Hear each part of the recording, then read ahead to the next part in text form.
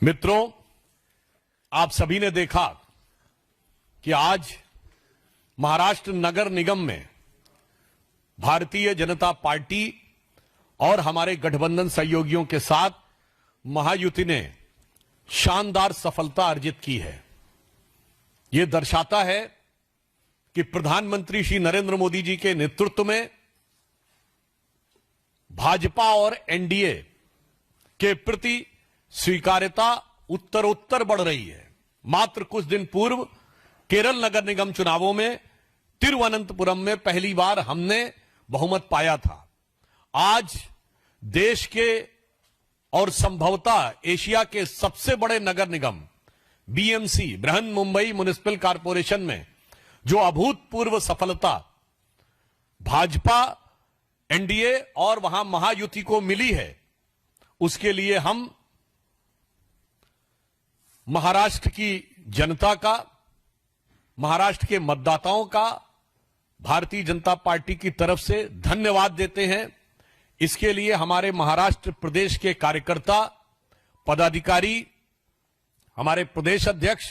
मुंबई के प्रदेश अध्यक्ष, मुख्यमंत्री श्री देवेंद्र फडणवीस जी और उप मुख्यमंत्री एकनाथ शिंदे जी और उनकी मेहनत का यह शानदार फल है। और प्रधानमंत्री श्री नरेंद्र मोदी जी के नेतृत्व में जो अपार लोकप्रियता भारतीय जनता पार्टी को हासिल हुई है, उसके ये व्यापक विस्तार का एक चरण है। और इसके साथ हम ये भी कहना चाहेंगे कि महाराष्ट्र की धरती, जो भारत के सांस्कृतिक गौरव का केंद्र रही है, छत्रपति शिवाजी महाराज का हिंदवी स्वराज्य जहां से प्रारंभ हुआ, जहां से लोकमान्य तिलक ने पूर्ण स्वराज्य का उद्घोष किया और जो राष्ट्रवाद के विचारों की उर्वरा भूमि रही है, और जो आज मुंबई, जो विश्व की चौथी बड़ी अर्थव्यवस्था और विश्व की बड़ी अर्थव्यवस्थाओं में फास्टेस्ट ग्रोइंग इकोनॉमी का आर्थिक राजधानी हो, तो मैं कह सकता हूं भारत के सांस्कृतिक गौरव और आर्थिक समृद्धि दोनों के लिए विकास की इस नई इबारत को जो हम प्रधानमंत्री श्री नरेंद्र मोदी जी के रूप में लिख रहे हैं, उसके ऊपर महाराष्ट्र की जनता ने मोहर लगाई है। मुंबई में हमारी यह शानदार जीत और नगर पालिकाओं में हमारी यह शानदार जीत दर्शाती है कि युवा पीढ़ी ने भी बड़े उत्साह के साथ भाजपा और महायुति का पुरजोर समर्थन किया है। हम इसके द्वारा कह सकते हैं कि जेन जी ने ये वीबी के पक्ष में मतदान दिया है। वीबी मतलब विकसित भारत। विकसित भारत के जिस मार्ग पर भारत आगे बढ़ रहा है प्रधानमंत्री जी के नेतृत्व में, और श्री देवेंद्र फडणवीस जी महाराष्ट्र में उसका नेतृत्व कर रहे हैं, मुझे लगता है कि जेन जी ने उस दिशा में हमें पुरजोर समर्थन देकर और शक्ति प्रदान की है। आपने देखा कि पहले बिहार में हमें सफलता मिली, उसके बाद केरल में सफलता मिली, अब महाराष्ट्र के नगर निगम में यह अभूतपूर्व सफलता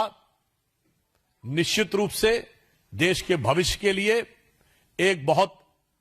शुभ संकेत है, सकारात्मक संकेत है।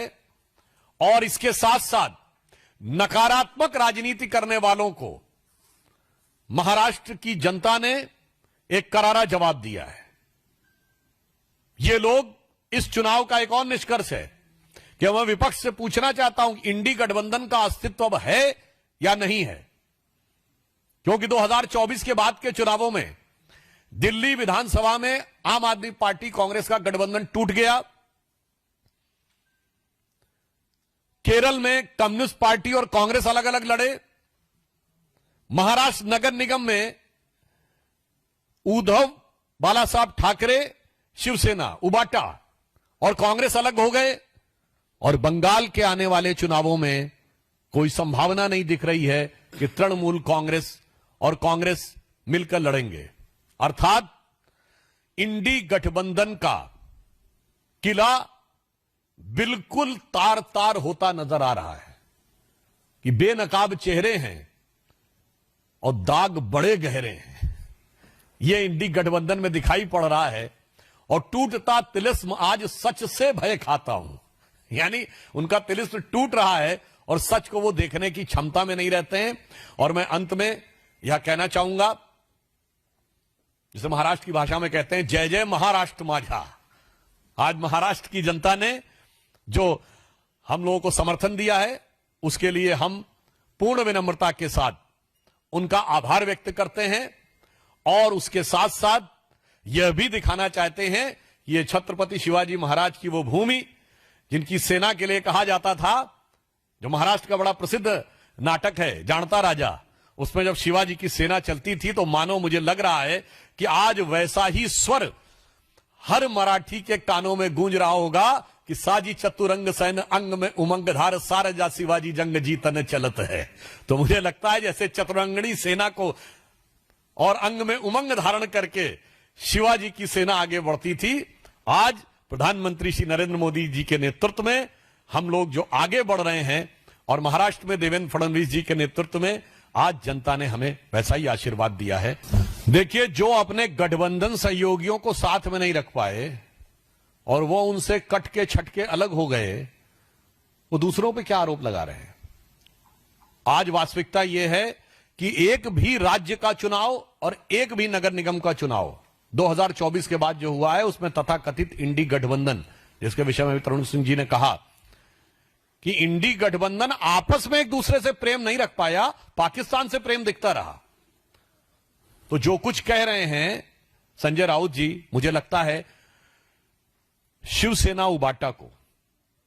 जो श्रद्धेय बाला साहब ठाकरे जी की विरासत का होने का दावा करती थी, उसे इंट्रोस्पेक्शन की जरूरत है कि नाम का दावा करने से आपके कामों पर जनता यकीन नहीं करती। कहां बाला साहब ठाकरे जी प्रखर हिंदुत्व के प्रतीक थे, हिंदू हृदय सम्राट थे, और आज शिवसेना उबाटा उस गठबंधन में है जिसमें मुस्लिम लीग भी शामिल है, जिसमें आतंकवादियों का महिमा मंडन किया जाता है। आज यदि शिवसेना उस गठबंधन में खड़ी है जहां अफजल हालात का मारा है, जहां याकूब मेनन की जुडिशियल किलिंग हुई है, जहां ओसामा को जी कहने वाले, हाफिज को साहब कहने वाले, बुरहान वानी को भटका हुआ नौजवान कहने वाले, और भारत तेरे टुकड़े होंगे इंशाअल्लाह कहने वालों के प्रति सहानुभूति रखने वाले, जाकिर नायक को शांति का मसीहा कहने वालों के साथ अगर आप खड़े होंगे तो मुझे लगता है महाराष्ट्र की जनता भली भांति इसका उत्तर देगी। और एक बिंदु मैं और कह देना चाहता हूं, ये वोट चोरी का जो लोग आरोप लगाएंगे, मेरा उनसे पहले काउंटर सवाल है, आपके गठबंधन सहयोगियों को किसने चोरी किया, कृपया कांग्रेस से बता दें। पुनः मैं कांग्रेस से रिपीट करना चाहता हूं, आपके गठबंधन सहयोगियों को कौन चोरी करके ले गया है? उसमें श्री नरेंद्र मोदी जी और श्री अमित शाह जी का कोई रोल दिखता है कि आपको कुछ नहीं, आप अपना साथ में नहीं रख पाए हैं? और इसे मैं कहूंगा कि ये दल मोदी विरोध में घबराकर साथ में आते हैं और उसके बाद फिर जैसे ही एक दूसरे के प्रति उससे ज्यादा नफरत पाते हैं और अलग हो जाते हैं। मतलब इनके ऊपर जो इनकी चोरी हुई है उसके लिए मुझे पुराना गीत याद आता है कि ये दल एक दूसरे से ये कह रहे हैं कि मिलो ना तुम तो हम घबराएं, मिलो तो आंख चुराएं हमें क्या हो गया। जो एक दूसरे से आंख चुराते रहते हैं वो हमारे ऊपर चोरी का आरोप लगाते हैं, बहुत हास्यास्पद है।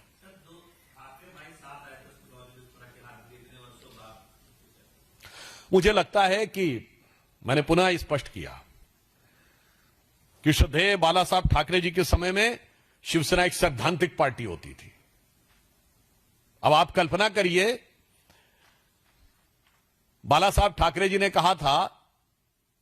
6 दिसंबर 1992 को रात 10:45 पे बीबीसी की हिंदी सेवा पे उनका इंटरव्यू था, जब उनसे यह पूछा गया कि आप पे यह आरोप है कि आपके शिव सैनिकों ने तथा कथित बाबरी मस्जिद गिराई, क्योंकि हमेशा कोर्ट ने उसको विवादित ढांचा कहा था, तो उन्होंने कहा था यदि ये आरोप है तो मुझे इस पे गर्व है। और आज उनके साथ खड़े हैं जो मुर्शिदाबाद में बाबरी मस्जिद बनवा रहे हैं। मुझे लगता है महाराष्ट्र की राष्ट्रवादी जनता की आंखों में इतनी धूल नहीं झोंकी जा सकती। इस पराजय के बाद भी मैं पूछना चाहता हूं श्री उद्धव ठाकरे जी से और संजय राउत जी से कि मुर्शिदाबाद में बनने वाली बाबरी मस्जिद के पक्ष में आप हैं या नहीं। यदि आप उस विरासत के हैं जो बाला साहब ठाकरे जी ने कहा था कि तथाकथित बाबरी मस्जिद ध्वस्त करने पे मुझे गर्व है, और आज मुर्शिदाबाद में बाबरी मस्जिद खड़ा करने पे आपको गर्व है, मुझे लगता है इसके बाद चुनाव परिणाम ने जो निर्णय दिया है वो एकदम पाक साफ है। और वैसे चुनाव परिणामों के लिए एक पंक्ति और कह दूं, अब बिल्कुल साफ हो गया है। राहुल गांधी जी को नजर करते हुए कहना चाहूंगा कि अब तो उन्हें समझ में आ जाना चाहिए, 99 का खुमार उतर जाना चाहिए। जो थर्ड अटेम्प्ट में थर्ड डिजिट न टच करने के बाद भी जो 99 का खुमार था, तो उसके लिए एक पंक्ति समर्पित करना चाहता हूं कि वो पैरवी तो झूठ की करता चला गया, बस उसका चेहरा उतरता चला गया।